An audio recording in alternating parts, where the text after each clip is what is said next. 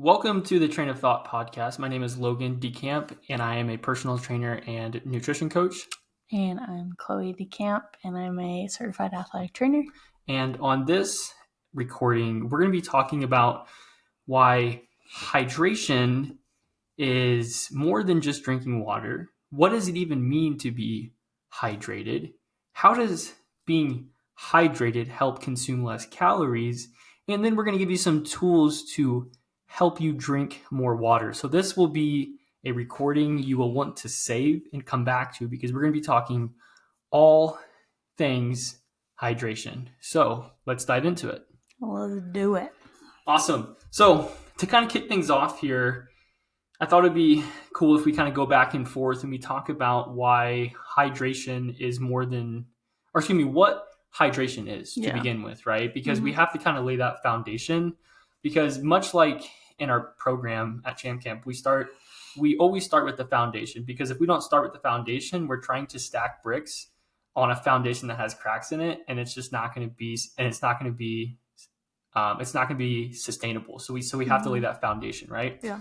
Now, real quick before we get started, I do have a stutter. So if you hear me take a longer pause than normal, and if you hear me mess up a couple words, I'm still learning how to talk. So thank you for your patience with me. But to kind of kick things off, and I do have some notes and she has some notes. So we're definitely going back and forth here. But I want to start by saying water makes up over half of who you are. Some research is saying that 55 to 60% of who you are is water.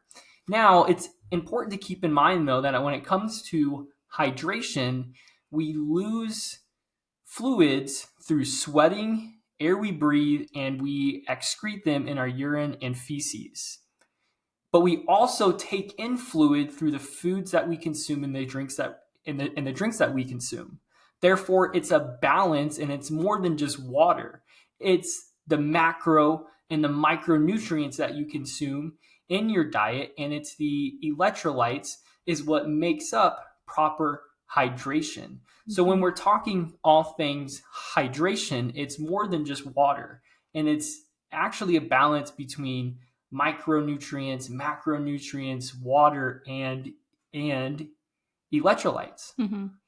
Yeah, so a lot of what I'm going to be taking, quotes and information from is from the NATA, National Athletic Trainers Association statement.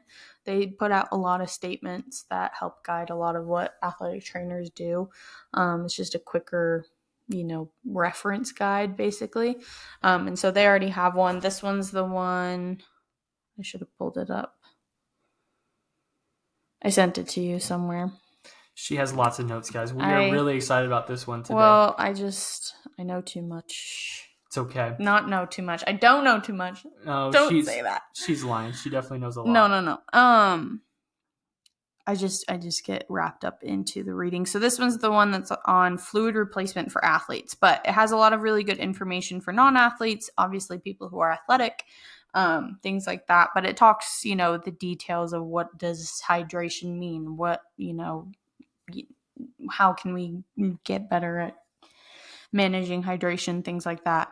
But it does say like the most, in terms of what we were talking about, like the balance between electrolytes, there's science behind it that I'm not going to get into because it's way too complex. And just, it just gets crazy. And so essentially it's just water moves to where, electrolytes are, and like salts and charged ions and things. And so it's called osmosis. You've probably heard of that. Water moves, wherever the highest concentration is. And the statement says the most resultant water deficits associated with dehydration come from muscle and skin.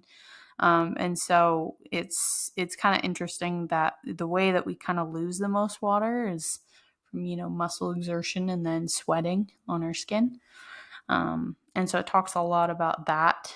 But water moves around a lot, and it's all dependent on those big guys like our macronutrients of carbohydrates specifically, and then electrolytes like sodium, potassium, all those big guys. Yeah, it's funny because well, not funny, but I I for the longest time thought just when it comes to when it comes to electrolytes, I thought it was just sodium, magnesium, and potassium. But there's actually two other ones. There's a chloride and a calcium that's also part of your electrolytes. Mm-hmm.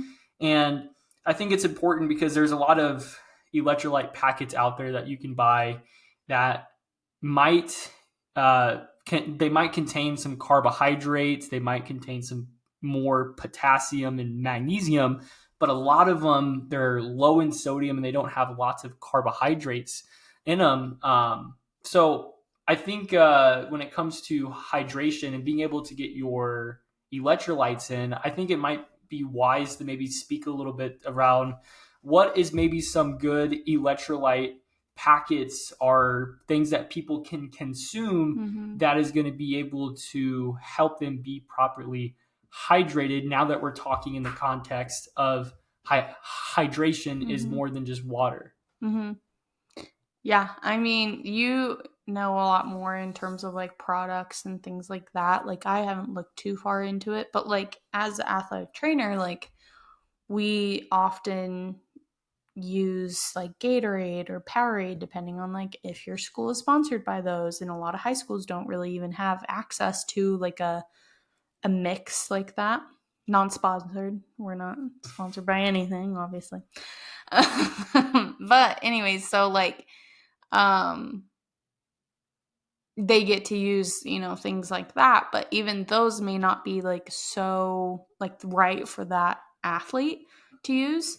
Mm-hmm. um we can talk more about this, but just because we brought it up, there's like this new Gatorade patch thing that Gatorade's put out, that you put it on the athlete's skin and it measures water or sweat and sodium, and then you can look at an app after their like practice or game or something and see where their balance is, and then after that you can use like that data to create a personalized hydration mix. And if for any athletic trainer, I doubt you could be able to do a specific mix for every single athlete. They'd have to take, a little bit more, I guess, initiative to do that for themselves as well if they're interested in doing that. But it's something interesting to think about. It also has to be personalized on how much of what they need, how much balance of carbs versus sodium and things. And those packets are really helpful for day to day, but also remember that you're different and you may not be matching up to these high level athletes who are sweating and losing a ton of water. Yeah. And therefore might be a little bit different. So I don't know if that was the direction you wanted to go on that, but no, it just made definitely me think helps of it. kind of give some context for the people that are listening in, Mm-hmm. some tools that they could potentially, use to their disposal for being able to make sure they're properly hydrated. I want to kind of come back just for a second. Mm-hmm. We will give some examples of foods you could consume and packets to consume that we would recommend for proper electrolyte balance. But just real quick before we speak on that, I think it's also important to take into consideration the fact that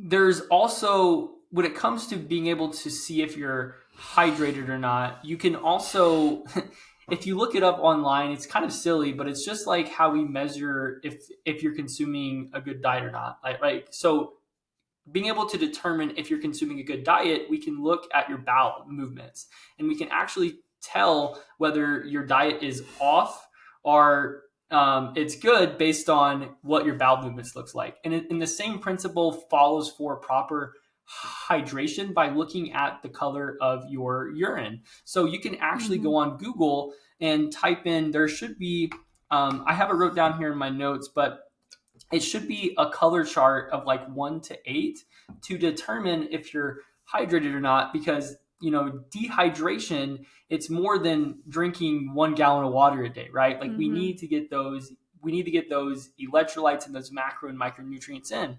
Now if you're somebody that you work out a lot, You sweat a lot. Like there were some clients I was working with in the gym this morning, like they sweat a ton. So I definitely encourage Which it. is normal. Yeah, They're okay. it's totally normal. It's totally normal, by the way.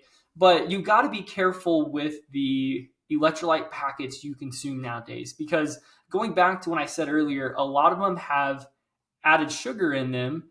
And if you're consuming a lot of, and if you're consuming a lot of added sugar, you're consuming more calories, and more calories is going to lead to you potentially gaining weight, right? So when it comes to consuming proper electrolyte drinks and things in that nature, we want to make sure we're ideally trying to consume some that have less added sugar and they have more like carbohydrates essentially. So like, what's the name of the carbohydrate supplement I just got? Maltodextrin. Yeah, so like that's one. Because it's less about the, because sugar is carb, so make that difference, right? Right. But in terms of added sugars, like the manufactured types, and things like that. Like that's what you want to you want to try because carbohydrates. So to help provide context here, every 3 ounces of carbs, it holds about 9 to 12 ounces of water in your body. So if you're consuming more carbohydrates, you're going to be able to help retain some more water, which is going to help lead to you being more hydrated. Now, when it comes to some of the electrolytes, ideally what I recommend to our clients is about 500 to about 1,000 milligrams of sodium in a packet. And ones that I'm not sure of the specific number, but if you can find some that are relatively high in potassium and magnesium, and then normally chloride and calcium we can get from foods. So there's some packets like LMNT. There's also like a Gatorade no sugar packet that you can get that has decent amount. You can with that one you can supplement with a simple carb, because then that would have 0 sugar, no added sugars, right? Correct. Does it have any carbs in that? No, there's like 2 grams. Exactly. And so that's where it's like, okay, that's great for the electrolyte side of things. But if you're going to be needing the carbs, that's where you supplement on that one specifically. Yeah. So, yeah, I mean, if you're going to be going on like a hike and you're going to be sweating a lot, or you're going to be working out and you're going to be sweating a lot during that workout, it's pretty intense. And it's long durations. Yeah. Things like that. Yeah. Or like you live somewhere like Arizona where it's hot all the time, or if it's hot and humid. Yeah. Well, Florida. Yeah. So, I probably could have talked more about it. I didn't even really put more on it because I didn't think we were going to talk about that element, but it's really important for proper hydration, to avoid heat illnesses, especially in hot and humid environments. So, in terms of the United States, like, the South and, Florida, things like that. Super important to be prioritizing your hydration, because one of the bigger keys towards like getting heat illnesses is dehydration and performance. Even if you want to you have a good performance on something, you need to be hydrated in those environments as well, because it's a lot easier to get dehydrated. And the reason is because like humidity and the humidity doesn't allow for like your sweat to evaporate, and that's how we cool off. And that's also, gets confusing, but but essentially like that makes you hotter and things like that. But if you're dehydrated, that's gonna like double up on basically making you more susceptible to that. And so that's why we see a lot more cases of heat illnesses in those areas, because of the environment. So there's a little bit of overlap there, but you just have to be really careful about hydration there too. Yeah. No, I'm trying to think back more specifically. I'm not sure where I learned this, but it was like fascinating to me that from my knowledge and understanding, people are more prone to heat illness in places like you said where it's hot and humid Mm-hmm. because the sweat doesn't evaporate off their skin. So for example, if like you're in Arizona and it's like 115, it's a very dry, hot environment. So that sweat is being able to evaporate off your skin. So in that context, would somebody that lives in Arizona, would they technically, even though it's 115, would they dehydrate slower than somebody that was in maybe a hot and humid environment? Or is that too big of a question? Well, I feel like I'm not sure if I can answer that. Yeah. I'm just curious because it makes you think. If their sweat is evaporating faster, that means it's, leaving their body sooner, and that's water and electrolytes leaving their body. Because when you taste sweat, it's kind of salty. That's the salt, the sodium in the salt, in the sweat. Jeez. And it's getting off the body sooner. And so I would say probably dehydrate faster.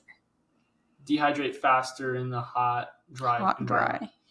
But I don't know. I can't speak to it because I'm the problem is I feel like my brain's all over the place trying to answer that. But I would assume though, in the hot and humid environment, people are more likely to think they're fine. Yeah.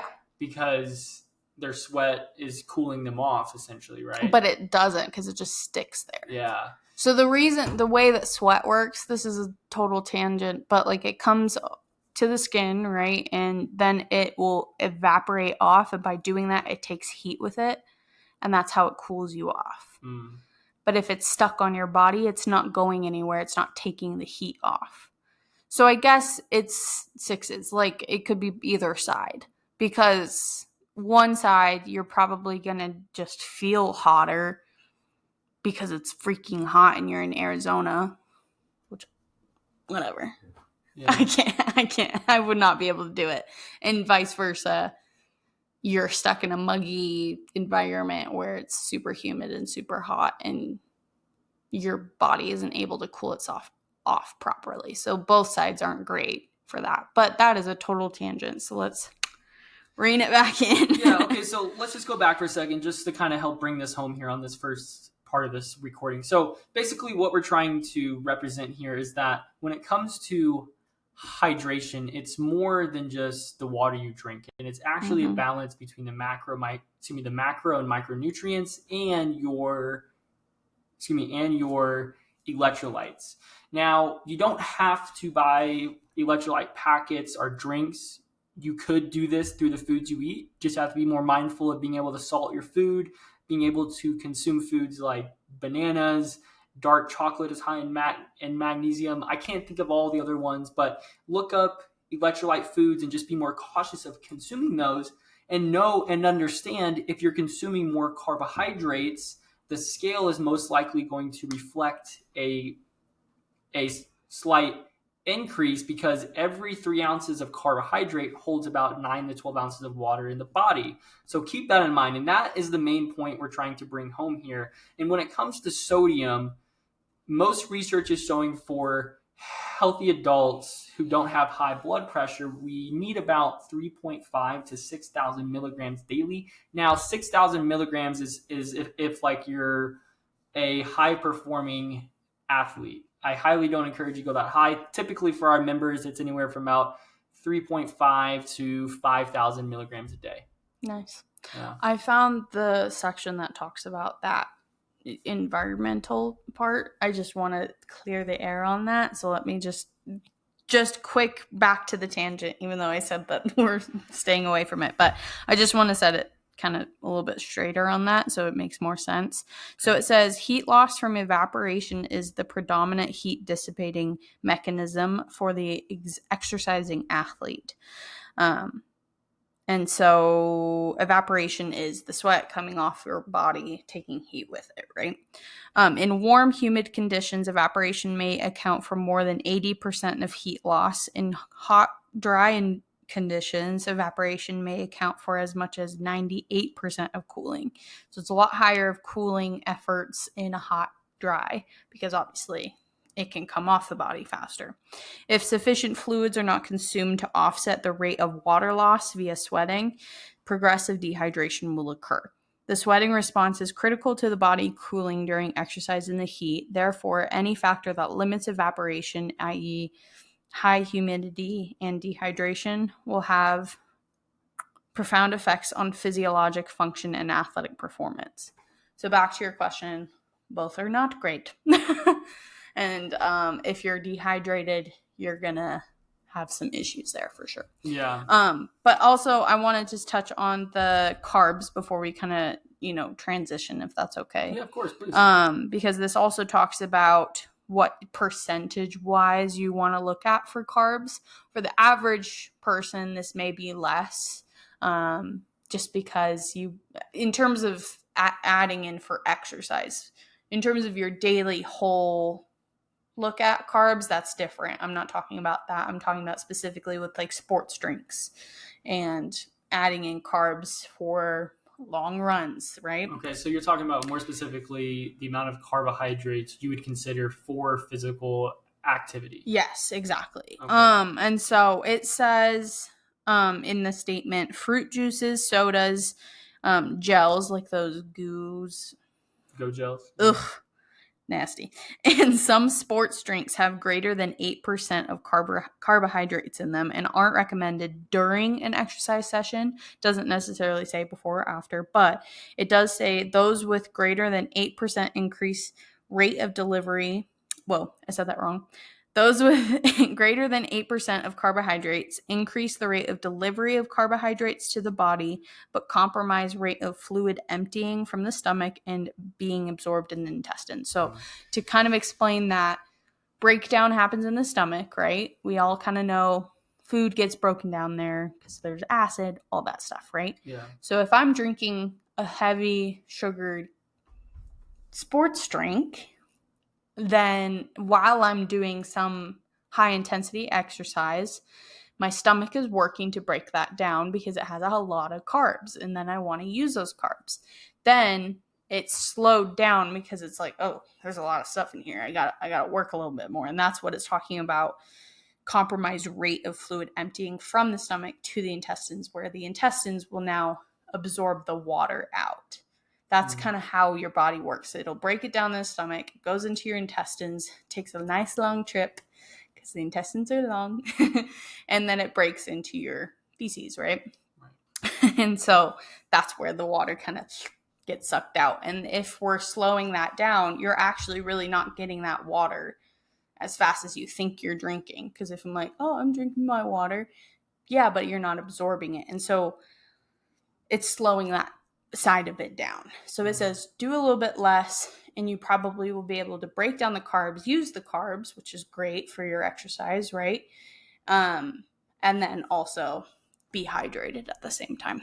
So something to think about. Yeah, there's a lot that I want to unpack there real quick. And just to give context for the people that are listening, and the reason why we're speaking about carbohydrates so much here is because if you don't know, whenever you do physical activity, you actually lower your blood sugar. Mm-hmm. And your blood sugar is so carbohydrates, they turn into sugar in your body, essentially. Glucose. That's essentially, yeah. Yeah. So we're just going to keep it super simple, right? So if you're doing a really, really hard workout and you didn't consume a lot of food before that workout, or, were not intentional about water, but to keep it more simple here, if you didn't consume a lot of carbohydrates before the workout, your likelihood of seeing like a blood sugar crash during the workout increases, right? Mm-hmm. Which is like feeling dizzy, feeling nauseous, feeling lightheaded. All those are signs that you're having a blood sugar crash. So the reason why we're speaking so hard on carbohydrates here is because we want to help ensure that we can increase your sports performance during your workout. Definitely. So, interesting. So you're saying, based on what that research article is saying, is that during a workout, it is good to consume carbohydrates, but it's really important that it's not a heavy dosage of carbohydrates. Correct. Yeah, you could do it, and it's specific for this statement's talking more towards the athletes, right? Yeah. Which obviously can be taken in a lot of different terms. Anybody can be athletes, whatever, right? But like it's more talking like the super intense exercise. So say not everybody needs to be drinking like a heavily sugared sports drink in the middle of their workout. It's if you're just lifting weights at the gym, you likely probably don't need that. But to your points, it says like if you're gonna do some intense exercise, consuming carbs about 30 minutes beforehand can help, or including carbs in the beverage if it's intense exercise or lasts longer than 45 to 50 minutes. But you got to just be aware of that percentage of carbs. Like if it's a high amount, then maybe we want to cut that down and try to limit it. To your point also, it's just, more stuff like that. I don't know what I'm trying to say there, but no, it makes sense. I mean, normally what we tell our clients is about 30 to 60 minutes before a workout. Once we've mastered the basics, of course, right? Like we're not just going to go first week in the program tell them this. Like they got to consistently master the basics first. But typically what we recommend is about 30 to 60 minutes before a workout, consume about 50 to 100 grams of carbohydrates before a workout. Because typically 30 to 60 minutes before, as long as it's not a meal that's high in fat, which we're kind of getting in a different way here, but normally protein and carbs right before a workout and a very, very low fat meal will be able to digest relatively quickly in your stomach, and that will allow you to increase your performance in your and your recovery from that workout, and also boost your muscle building potential as well too. Yeah. So if you miss that 30 to 60 minute window or 90-minute window, it sounds like consuming something that's like 10 to maybe 30 grams of carbohydrates in your shake might be something that could benefit you as long as the workout is intense. If you're going in there and just doing like a 30-minute workout, you're probably fine as long as it hasn't been 6 hours since you last ate. Yeah, that's true. If it's been 6 hours since you last ate, then like fasting, exercising. Yeah. Fasting and exercising super hard is, that's a whole different conversation there. But essentially what we're trying to say is it's important to hydrate. And now you should hopefully know by now that when we say, whenever we say hydration, it's not just water. We're saying those macro and micronutrients and electrolytes and water, right? Yeah. We're saying it's important to hydrate before your workout and just in general to help with your recovery, your sports performance, build muscle, lose body fat, and all those good things.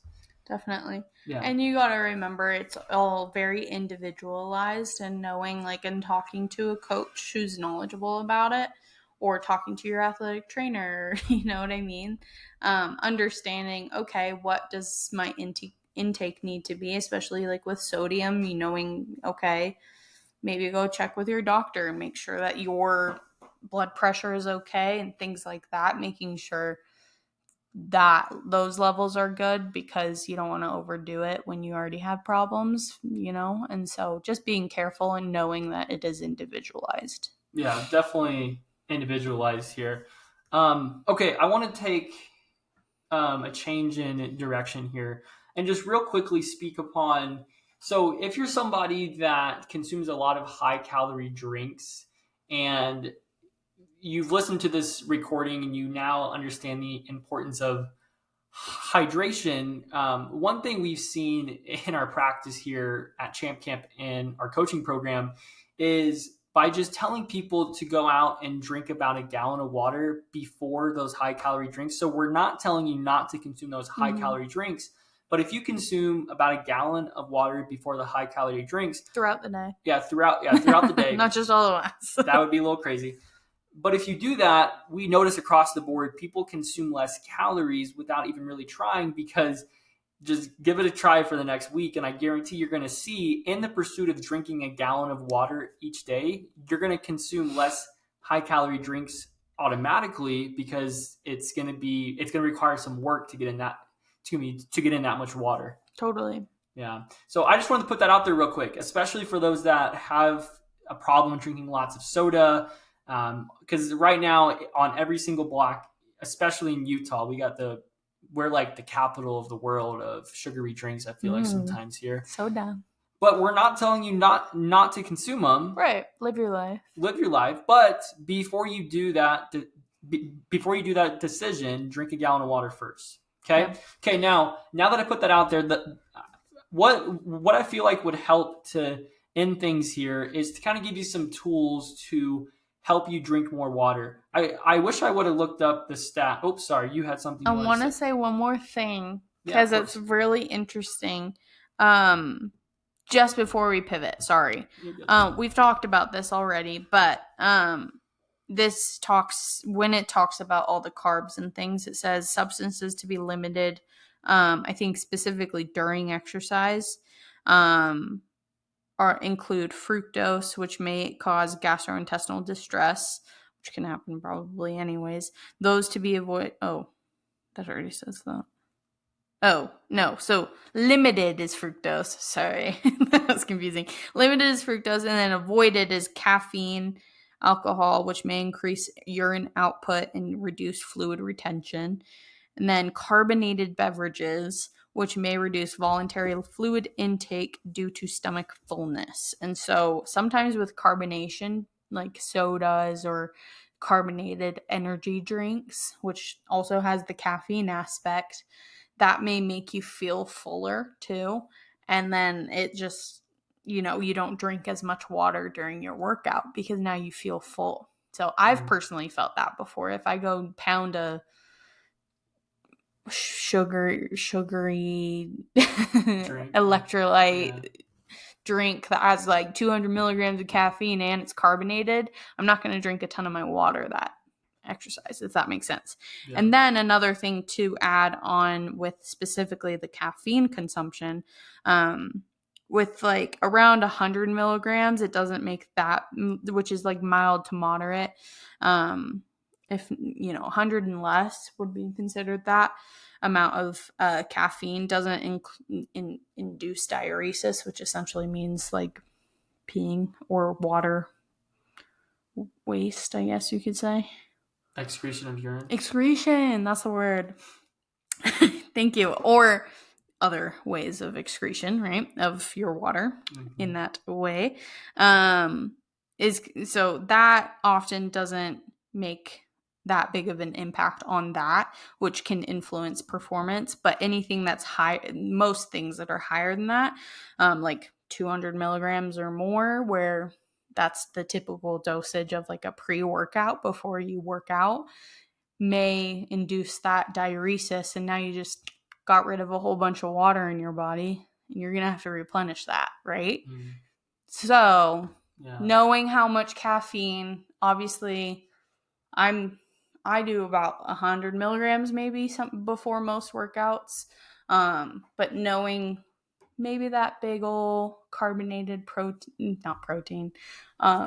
beverage, pre-workout beverage, maybe isn't really helping you in the long run, and maybe look into other options there with getting some caffeine or something. And also drinking water throughout your workout. It may influence that. So something interesting. So basically what you're saying is carbonated drinks make you feel full, and as a result you drink less water because you feel full. Usually, yeah. And people probably know this already, but if you drink a lot of caffeine or alcohol, that's going to make you dehydrated because you're going to excrete a lot of that water through urine and through feces as well too. Yes, exactly. And I would say the focus there is the caffeine and the carbonation, because we see that so often. I don't know many people who go and drink alcohol before their workouts, but knowing that for the night before or something, and you're gonna go run a mile because you just whatever, not many people are gonna do that, but you know what I mean, it's gonna impact your performance, and hydration is important there. not to even speak upon like if you drink the night before doing something, you're dehydrated. That's a guarantee. Not only that, but your sleep's gonna be garbage too. Yeah. There's been studies that show that just even 1 to 2 drinks can significantly have a decrease on your sleep quality as well. So that's why they call it a hangover. Yeah. There's reasons for that, and once again, live your life, but just know if you're going to be doing something, it's going to impact that. Yeah. Cool. Well, hey, let's pivot now. There's no need to be sorry. That was good. I'm glad you brought that in. So let's just kind of give the people that are listening in, just to end here, maybe some tools to help them drink more water and to be more hydrated. You spoke earlier in the podcast about Gatorade now has a patch. I feel like that might make people potentially a little overwhelmed, but there's essentially... And that's more the athlete side of things, which could incentivize them to be like, whoa, I can see it. It's going to impact me. And then they'll do it more. So that might be interesting to see what comes of that. But what were you saying? Yeah. No, I think it's a good tactic for the people that do a lot of physical activity, or somebody that plays in a sport, maybe to wear that patch to see how much electrolytes and fluids they've lost during that workout. Yeah. But for most people, I think being able to get a foundation would be a good start. So doing that urine test, essentially, where like you look up, on a scale of 1 to 8, where does your urine kind of fall in line to kind of see how dehydrated you might be, and to also maybe for a couple of days track your nutrition to see the micronutrients in your diet and see if you're getting a lot of sodium. Because one thing I didn't mention is if you're consuming a diet that's high in whole foods and you don't eat a lot of processed foods, odds are you're not consuming enough sodium.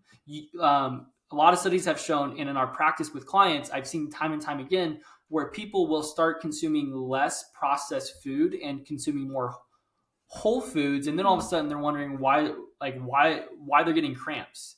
And 9 times out of 10, it's because they're not consuming enough sodium in their diet, because a lot of processed food is heavily packed in sodium. So once you cut out the processed food and you eat whole foods, your sodium intake goes down dramatically. So it might be good to track your nutrition for a few days and see what your micronutrients are, and to get a foundation. Because then once we get that foundation, then we can start to reverse engineer. Oh, okay, you're not consuming enough sodium. Let's just salt your foods at lunch, right? Yeah. Or your urine is a little too dark. Let's set more reminders on your phone to drink more water.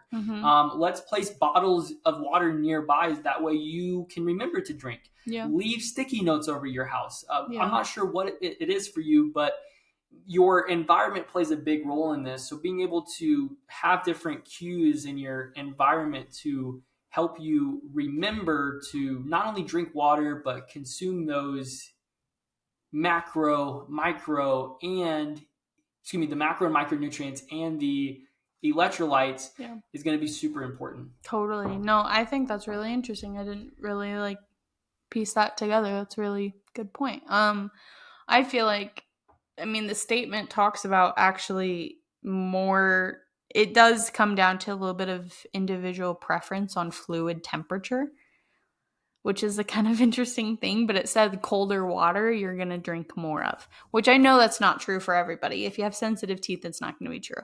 But interesting enough, especially during exercise, colder water is probably going to be more enticing. So that's something to think about. But the way that I look at it for drinking more water and being aware of it is kind of, having a really cute water bottle, or a water bottle that you like to carry around that's convenient for you. A 40 ouncer might not be convenient for you, but having something that you can refill not only helps environment, right? But also is personalized. You can go and put stickers on it like I have and make it your own. And I really encourage that, or having the ones with the straw. Be a Stanley girl. Yeah. Pack your Stanley or whatever. I think it's important too, though. I've noticed working with people, they can get a really nice water bottle, but That doesn't mean that they're going to use it. yeah, I know that, but there's also some weird psychology, and I'm wondering if like there's a study on it or not. Because for me personally, if I have a clear water bottle that I can see, I drink more water, and I've seen that with clients as well too. The problem is a lot of clear water bottles, they don't stay cold. Yeah. So that's like there's a invention idea right there. There's $1 million idea. We just got to somebody's got to do it. Yeah. I mean, this is why I really like mine, the Walla. I'll speak to that anytime. You can sponsor me a Walla. I love this invention. Drinking out of a straw. Often people drink more water from drinking out of a straw instead of having to pick it up and, chug it. I can have it open here while I'm just sitting here typing away at work and just like a little hamster. And like straws were really great, but then I also have the function for a pour if I'd like that, and then it covers up and it's sanitary. That's really great. Like, I think this is the next best thing, and it's insulated. So there's your ad. Oh, well, there you go. There you go. But yeah, like seeing how much, making a competition between you and your spouse, who's drank more, you're gonna win probably every time. Or coworkers doing, making it. If you're competitive, make it a challenge or something. Yeah. There's apps online, which I've never been able to get into, but some people might, of like, grow your plant. How many glasses of water have you had? And you got to keep your plant alive on your app or something. Like, if it works for you, do it. But the biggest thing is just knowing the health benefits behind it and how much better you're going to be performing and how much better you're going to be feeling when you are hydrated. And you might meet your goals overall by doing that. Yeah, man, we didn't even talk about that. We talked about a lot of things, but yeah, we forgot to mention, if you're super achy joints and you are having a hard time recovering, you being properly hydrated is going to play a big role in you being able to feel better, because being properly hydrated is a lubricant for your joints. Mm-hmm. And if you're dehydrated, that's going to create you feeling achy and stiff and not feeling your best. And not to mention, being properly hydrated boosts energy, productivity, and all those things as well too. Yeah. But just kind of go back for a second. You also brought up a good point. I don't remember the exact percentage, but I read a study where whenever people tell somebody about their goal and they attach they attach something they're going to potentially like lose or something if they don't accomplish that goal, the odds are of that person doing the goal increases like tenfold. So being able to tell your spouse or a coworker or somebody that you're going to set a goal to drink a gallon of water a day, and if you don't do it, then you're not going to be able to watch football for a week or whatever it might be, right? Yeah. You being able to do that is going to build that. It's going to allow you to slowly build that habit to where you do it subconsciously without thinking about it. Totally. And I mean, I know that people complain, well, I'm going to have to pee every 5 seconds. Well, like, yeah, because it's water. Like, get it. But it's very temporary. Like, you'll get better, I promise. But guess what, though? If you work a sedentary job and if you're peeing more, you're getting more steps throughout the day. Go to the furthest one, and then you're not working as much because you get to go up and walk. And then guess what? If you're getting more steps in, you're burning more calories throughout the day. And not to mention, getting more steps helps with that. It helps with your gut health. It helps with your, it helps boost productivity. It helps lower blood sugar. If you have high blood sugar, because type 2 diabetes is on the rise. Like, there's so many things, right? So the fact that you're peeing more might mean, hey, well, instead of going to the bathroom down the hall, why don't you go to the bathroom on the second floor and get more steps? And then if you do that more times throughout the day, guess what? You're getting more steps. So there you go. Yeah. And same thing with, honestly, having a smaller water bottle that you have to fill up more often. You're getting more steps because you have to go fill it up. So if it works for you, make it work, and that will, that includes that too. So yeah, cool. There's a ton with hydration. I feel like I could keep going. I mean, with athletic training, there's so much tied to hydration. There's hydration testing for like wrestlers, which is something that we don't even need to talk about. And it is what it is. That's crazy. But it's so important for athletes, and it's so important for day-to-day people. Some people just don't even drink water. They literally just don't drink water. And I don't know how that works, but like these are your reasons. This is your reasons why you should. And flavored waters where there's nothing really in it, it just is a flavoring. You can play with that. I mean, back in high school, I used to have an infuser water bottle, which was kind of crazy. What is that? So it was a clear water bottle, and it had like an infuser, like almost like how you make like cold brew with like the infuser thing. And you went to school with that? No, literally, it was psycho. I saw it somewhere online. I think it was Pinterest, I guarantee. But you don't even know. I would put fruit in my water. No, I'd put fruit in the water, and it was actually pretty good. Like, honestly, not bad. And so, like, flavored water. That's not crazy. Okay, that's not crazy. I'm not crazy. Like, everybody. So extra. Stop it. Like. No, like the fancy water at like hotels and stuff. Yeah. With like the limes and the oranges, and you feel so fancy drinking it. Do that if that makes you feel fancy. Drink it. That will help you. But there was one that I did. It was apples in a cinnamon stick. Don't recommend that one. Unless you really love the taste of cinnamon, because that was intense. What made you think that was a good idea? I saw it on Pinterest. Wow. So try it. If it helps, try it. Yeah. Infused water, it's fun. Whatever. Just goes to show there's lots of different ways to skin a cat. Yeah, there's tons of things, and yep. I love it. Well, all right, this has been fun. Again, please feel free to comment below on Spotify or YouTube. And if you have a question, send it in either through my Facebook at Logan DeCamp or on Instagram at Champ DeCamp, or you can email me at logan@champ-camp.com. Yep. And we will see you on the next episode. Yeah. Thank you. If you have questions, ask them, because I know it can get confusing, and we can talk about a lot of different things. So yeah, we covered a lot here today. I would like to answer questions, because I don't even know what I talked about, to be honest. Well, we covered everything hydration-wise. I feel like we went right through our list, so this was good. Okay, good. Anything, I hope you guys have a great rest of your night, and we'll be in touch soon. See you. Peace.